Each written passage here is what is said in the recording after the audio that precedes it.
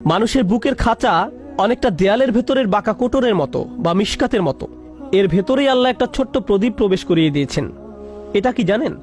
আমাদের হার্ট। আর এই হার্টের ভেতরে আল্লাহ এমন এক ধরনের জ্বালানি শক্তি রেখেছেন যা এতটাই বিশুদ্ধ, যা অন্য কোথাও থেকে আসতে পারে না, আসা সম্ভব না, না পূর্ব থেকে না পশ্চিম থেকে। এটা সরাসরি আল্লাহর সাথে সম্পর্কযুক্ত, সম্পূর্ণ আল্লাহর নূরে উদ্ভাসিত। ঠিক যেমন গাছটি সরাসরি সূর্যের আলোয় উদ্ভাসিত, এই জ্বালানি শক্তিই আমাদের রূহ। আমরা সরাসরি আল্লাহ সুবহানাহু ওয়া তাআলার উপস্থিতিতে ছিলাম যখন তিনি আমাদের প্রশ্ন করেছিলেন, আলাস্তু বিরব্বিকুম, আমি কি তোমাদের প্রভু নই? আমরা উত্তর দিয়েছিলাম, ক্বালু বালা শাহিদনা, হ্যাঁ আমরা সাক্ষ্য দিচ্ছি যে আপনি আমাদের প্রভু। আল্লাহ ওই নূরের বিশুদ্ধ জ্বালানি শক্তি নিয়ে আপনাকে আমাকে বানিয়েছেন। আপনার আমার মতো প্রদীপের ভেতরে সেই নূর বসিয়েছেন। আপনার এবং আমার ঠিক কেন্দ্রস্থলে রয়েছে জ্যোতি, সর্বাপেক্ষা বিশুদ্ধ জ্যোতি। এর চারিপাশের গ্লাস ময়লাযুক্ত নাকি পরিষ্কার? খুবই পরিষ্কার, তাই না? মানুষ যখন পাপ কাজ করে তখন তার হৃদয় কেমন হয়ে যায়? তখন গ্লাসটি ময়লাযুক্ত হতে থাকে, আরো বেশি ময়লাযুক্ত হতেই থাকে, এমনকি শেষ পর্যন্ত অন্ধকারাচ্ছন্ন মিশমিশে কালো হয়ে যায়। আল্লাহ আপনাকে প্রথম অবস্থায় ময়লাযুক্ত অন্তর দেননি। যেমন অন্য ধর্মের লোকেরা বলে আমরা নাকি আদি পাপ নিয়ে জন্মগ্রহণ করেছিলাম। আমরা আসলে পরিচ্ছন্ন হৃদয় নিয়ে জন্মগ্রহণ করেছিলাম। আমাদের হৃদয় একদম পরিষ্কার, স্বচ্ছ। আমাদের হৃদয় মাঝে মধ্যে ময়লাযুক্ত, অপরিষ্কার হয়ে যায় আমাদের পাপের কারণে। আচ্ছা, প্রদীপ যখন দীর্ঘদিন যাবৎ যত্নহীন অবস্থায় পড়ে থাকে, পরিষ্কার করা না হয়, তবে কি এটা অপরিষ্কার হয়ে যায় না? অবশ্যই এটা অপরিষ্কার হয়ে যায়। প্রদীপ নিজেই নিজেকে পরিচ্ছন্ন রাখতে পারে না, এটা স্বয়ংক্রিয় জিনিস নয়। আপনাকে এটা পরিষ্কার করতে হবে। মূল জিনিসটি অনেক সুন্দর, কিন্তু পরিষ্কার না রাখলে আপনি জানতে পারবেন না সৌন্দর্য কতখানি, জানা সম্ভব না। সুতরাং আমাদের ভেতরে আছে নূর, আছে জ্বালানি শক্তি, কিন্তু এখনো এই নূরকে সম্পূর্ণরূপে প্রজ্বলিত করা হয়নি।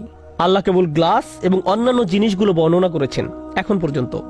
এরপর আল্লাহ বলছেন, ইয়াকাদু যাইতুহা উদিউ, যেন এর তেল লাফ দিতে যাচ্ছে, আগুনকে ধরতে যাচ্ছে। লাউলাম তামসাসহু নার, এমনকি আগুন এখনো সেটা স্পর্শ করতে পারেনি। এই তেল এমনই পরিশুদ্ধ, প্রজ্বলন করার জন্য এতটাই উন্মুখ হয়ে আছে, তেল যেন বলছে, আমাকে কেবল একটি ম্যাচ দাও, আমাকে জ্বলতে দাও, আমার উদ্দেশ্য পরিপূর্ণ করতে দাও। আপনারা নিশ্চয়ই পেট্রোল দেখেছেন।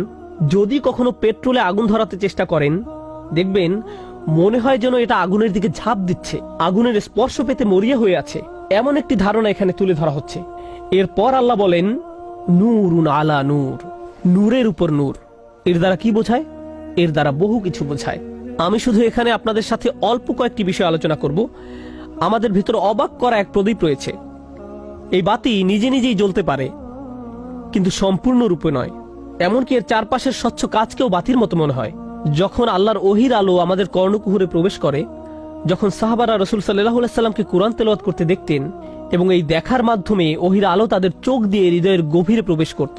আমাদের অন্তরে ইতিমধ্যে জ্বালানি বিদ্যমান আছে, তখন ওহির আলোর একটুখানি স্পর্শের ফলেই দুই আলোর সম্মিলনে হৃদয়ের গহীনে আলোর এক বিস্ফোরণ ঘটে। এটাই নূরুন আলা নূর, আলোর উপরে আলো। আমাদের হৃদয়ের আলো তথা ফিতরাতের আলোর সাথে আল্লাহর ওহির আলোর এই সম্মিলনই হলো নূরুন আলা নূর। এই দুই ধরনের আলোকে একসাথে মিলিত হতে হবে। চলুন আরো সামনে যাই। আমরা কখন আলো জ্বালাই? রাতের সময়।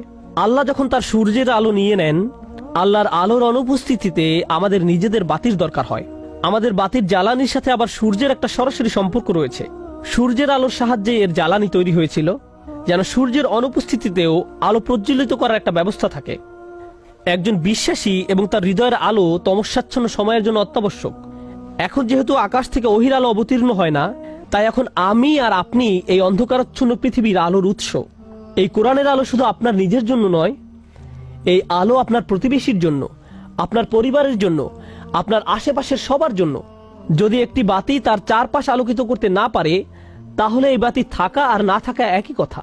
বস্তুত আল্লাহ এই বাতি এবং তার চারপাশের গ্লাসকে একটা উজ্জ্বল তারকার সাথে তুলনা করেছেন। যখন তারার কথা ভাবেন, তখন কি আকাশের কথা মনে হয় না?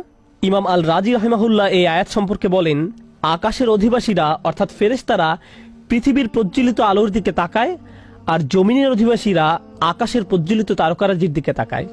এখানে আল রাজি রহমতুল্লাহ আলাইহি কি দৃশ্যমান আলোর দিকে তাকানোর কথা বলেছেন? না, দৃশ্যমান আলোর কথা বলেননি। ফেরেশতারা এই আলোর দিকে তাকায় না, তারা মুমিনদের হৃদয়ের আলো বা নূর দেখে। তারা জমিনের দিকে তাকায় এবং রাতের সময়ে আলো দেখতে পায়। আর আমরা আসমানের দিকে তাকাই এবং ফেরেশতাদের আলো দেখতে পাই। সুবহানাল্লাহ। আল্লাহ সুবহানাহু ওয়া তাআলা কি অনিন্দ্য সুন্দর আশ্চর্যজনক রূপকের বর্ণনাই না দিয়েছেন, বিশেষ করে তমসাচ্ছন্ন সময়ের জন্য। আমরা প্রকৃতগতভাবে মন্দ নই, আমরা খারাপ প্রজাতি নই। আল্লাহ আমাদের ভেতরে নিখাদ এবং পরিশুদ্ধ একটি জিনিস দিয়েছেন। অনেকে বলে থাকে, আমি আসলে ভালো মানুষ হতে পারবো না, আমার সেই যোগ্যতা নেই। প্রকৃতপক্ষে আপনি ভালো মানুষ হওয়ার জন্য যথেষ্ট যোগ্যতাবান। আপনি আসলে ফিতরাত অনুসারেই ভালো মানুষ, এবং ভালোর দিকে রয়েছে আপনার অবিশ্বাস্য রকমের ঝোঁক। শুধু ভালো মানুষ নয়, অবিশ্বাস্য রকম ভালো মানুষ হওয়ার যোগ্যতা আপনার রয়েছে। এই অধ্যায়টি পড়ে আমি ভাবতে থাকলাম, ওয়াও, আমি কি ভিতর থেকে প্রজ্বলিত হই? এই জ্বালানি শক্তি আমি কিভাবে ধরে রাখবো? কারণ জ্বালানি আসলে ভেতর থেকে আসে না, তাই না? জ্বালানি আসতে হয় বাহির থেকে। কারণ আমাদের হৃদয়কে খাবার দিতে হয়, হৃদয়কে পরিষ্কার পরিচ্ছন্ন রাখতে হয়। আর এজন্যই আল্লাহ আমাদেরকে ওহী দিয়েছেন। আল্লাহ আমাদেরকে এই কিতাব দিয়েছেন যেন আমরা সর্বদা এটা পড়ি, মুখস্থ করি এবং এর আয়াতগুলো নিয়ে চিন্তা ভাবনা করি। আর প্রতিবার যখন এগুলো করতে থাকি, তখন আমাদের নূর আরো শক্তিশালী থেকে অধিক শক্তিশালী হতে থাকে। অন্তরের শক্তি দৃঢ় থেকে দৃঢ় হতে থাকে। কোরআনের নূর এটাই করে। এরপর আল্লাহ বলেন, ইয়াহদিল্লাহু লিনূরিহি মাইয়াশা। আল্লাহ যাকে ইচ্ছা হিদায়াত করেন তার নূরের দিকে। আল্লাহ যাকে ইচ্ছা তার নূরের দিকে নিয়ে আসেন। এর মানে আমরা যারা এখন এই বই পড়ছি, তিনি তার কিতাবের দিকে, ওহির দিকে আমাদের হেদায়েত প্রদর্শন করছেন। তার রাসূলের সুন্নাহর দিকে পথ দেখিয়েছেন। আমাদের ভেতরে যে আলো রয়েছে সেটাকে মূল্যায়ন করেছেন। তিনি আমাদের সেই আলো দিয়েছেন। কিন্তু জানেন, আল্লাহ বলেননি যে ইয়াহদিল্লাহু ইলা নূরিহি, বরং তিনি বলেছেন ইয়াহদিল্লাহু লি নূরিহি। এই লাম ব্যবহৃত হয় যখন কোনো শেষ সীমায় পৌঁছান। এর অর্থ কি? আপনি আমি যখন আল্লাহর রহমতের শেষ দিবসে জান্নাতের দরজায় যাব, আমরা তখন কি বলবো? আলহামদুলিল্লাহিল্লাযী হাদানা লি হাযা ওয়া মা কুন্না লিনাহদিয়া লাউলা আন হাদানাল্লাহ। আলহামদুলিল্লাহ, যিনি সমস্ত পথ দিয়ে দিয়ে এই দরজা পর্যন্ত আমাদের পথ প্রদর্শন করে এনেছেন। হিদায়াত জিনিসটি এখানে লাম দিয়ে তুলে আনা হয়েছে, কোনো কিছুর শেষ সীমা পর্যন্ত। তার মানে আল্লাহ বলছেন, তুমি যদি এটা ধরে রাখতে পারো, তবে আমি তোমাকে আমার নূর পর্যন্ত হিদায়াত দিব এবং আমার সাথে সাক্ষাৎ করাবো। একদিন তুমি আমার নূরও দেখতে পাবে, তুমিও একদিন আল্লাহর সান্নিধ্যে থাকবে। ইয়াহদিল্লাহু লিনূরিহি মাইয়াশা। আল্লাহ যাকে ইচ্ছা হিদায়াত করেন তার নূরের দিকে। এরপর আল্লাহ বলেন, ইউদরিবুল্লাহুল আমসালু লিন্নাস ওয়াল্লাহু বিকুল্লি শাইইন আলিম। আল্লাহ মানুষের জন্য এই উপমাগুলো দিয়ে থাকেন, আর তিনি সবকিছুই জানেন। এভাবেই আল্লাহ আলোর উদাহরণ দিয়ে বুঝিয়ে দিলেন নূর কি, তা কেমন, তার বৈশিষ্ট্য কি কি ইত্যাদি। তিনি সবকিছুই জানেন। এইটুকুই কেবল আপনার আমার বুঝের জন্য।